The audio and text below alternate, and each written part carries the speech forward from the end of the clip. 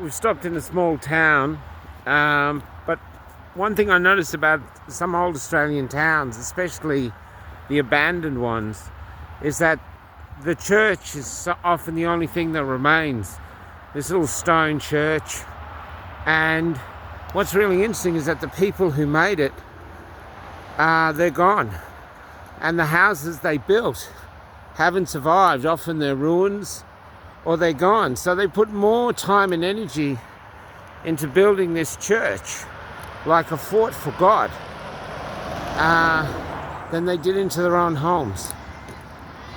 And then whoever they built the fort for, or whoever the fort was built to defend against, whether it's the devil or whatever, they never turned up. Instead, time turned up. And then God, when you go into these churches, because they're all collapsing inside, God isn't there either. So you'd give a sense of what was the point about it, and that God must be dead. But then you walk down the Sydney Mall, like we walked down last night, and there's like 4 different groups spread through the mall. Australians from all different countries, and they're just singing Jesus, or just they're selling the Bible, or they're just asking people to follow Jesus and be redeemed. And here we are, all trying to get so many of us trying to get a following, or trying to get our agenda out there, or however we feel the path is that the world should take. We're trying to sell a map to that path.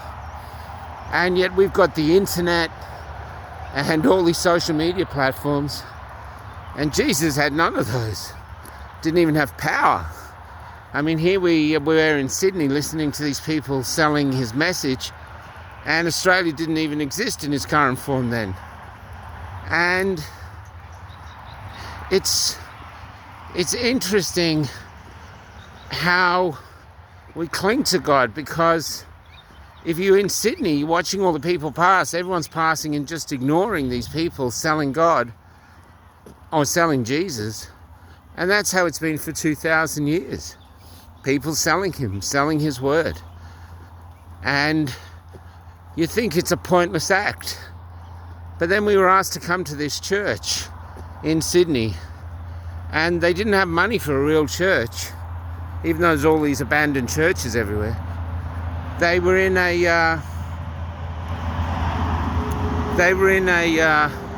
room that they'd hired in a sort of just a town hall, really, just a back room, and they'd set up their church within that, and the church was full, and a lot of the people were young families, lots of young tradies or men with tattoos all down their arm, and their children on their laps.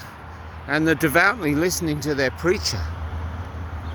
And I'm really interested in what you think that Jesus is selling in his words. Because I really feel that I'm too small, and my brain does not have the capacity to even truly understand what God is.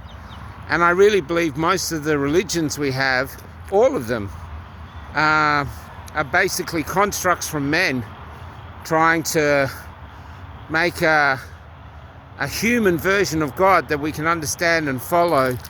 But I think God is far more, is beyond that, is beyond a book, is beyond Proverbs. And while I say that, I might sound like an atheist, and yet I have this strong belief that there is a God. This strong faith. I don't think there is a God. I know there is a God. That's how the faith has developed. And I don't know why. And it's not because I see churches and they remind me, or it's not because I've read the Bible.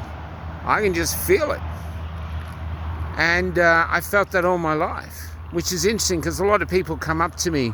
Some people I've interviewed and they go, you're trouble, Michael, because you haven't let Jesus in your life. And I'm thinking, how the fuck do you know? Who are you? You don't live inside me.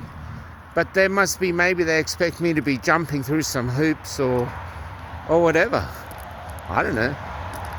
But what I do know is there's a hunger in us for something that the corporations and all the stuff they sell can't fill. And so we build churches. And then we let them basically sit there empty a lot of the time, as if they're a place of refuge in a storm, which was the sad thing about COVID. When we finally needed the churches to be open, the priests closed them. So the priests didn't believe God could help either. They believed the church would be a dangerous place where this virus would spread and kill their parishioners. You know? So they didn't have any faith in God. And that's why I think now that there is a, like say from a business model, they say if you want to start a new business, look for a gap in the market. And I have to say, I think there's a gap in the Christian market for a new church, because all the main ones have proven that they don't actually believe the dogma they're selling. And in a time of need, when they should have been our shelter from the storm, they closed the churches because they were frightened either of the priest dying or the parishioners dying. But we build the churches maybe as a refuge from death, you know, to not be frightened of death. We're not supposed to be frightened of death, but they were. I have some concepts of God which contradict a lot of the standard variations. Anyway, but just rambling. But the main question is, to anyone listening to this, and is, what do you think God is? Do you think there's a God? Do you think he cares for us? Do you think he just started a ball rolling down a hill and you can't control it, and we're just in one of those revolutions now? I don't know. My father once told me in a despairing time that if there is a God, he's a nasty fella. They weren't his actual words. I don't want to say his actual words. But I don't know. All I know is I might be completely delusional, but I've reached a point now where I've taken an absolute complete leap of faith, and I believe there is a God. And I live by intuition now. I have a voice inside of me from when it's said to go to Canberra or go to the marches or all the other stuff I do, like go to Canberra with the boys. I just do it. And I'm nothing special, but I've put my brain into second gear, as if my heart and soul can see further than my brain.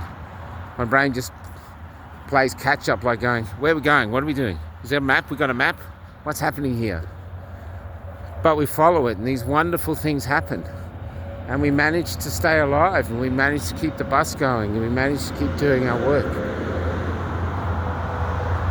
But I think it's a really interesting conversation to have. And I think we need to have that conversation now. Because with AI and digital ID and social credit score system, everything's coming round to basically entrap or even make redundant what it is to be human. That maybe it's the time now to really define who we are and define what our relationship is with God. Not so much what benefits there are from believing in a God, but what our responsibilities are and why. I don't know. I'm seeing a lot of people celebrating the death of Charlie. There's a lot of people on my post literally trying to make me understand that I shouldn't feel sorry for him. You know, that he was an evil man, a Nazi, and said all these hateful things. And I've asked, show me the hateful things. And they can't do it. They can't bring up anything. and they're just consumed with hate. Consumed with hate because he challenged people's belief systems, you know? And I think we're in a time where everything needs to be challenged, because if we talk about it and discuss it like Charlie says, then who knows? Maybe we might discover something, a perch in the universe that'll actually bear our weight as we prepare to face everything that's coming.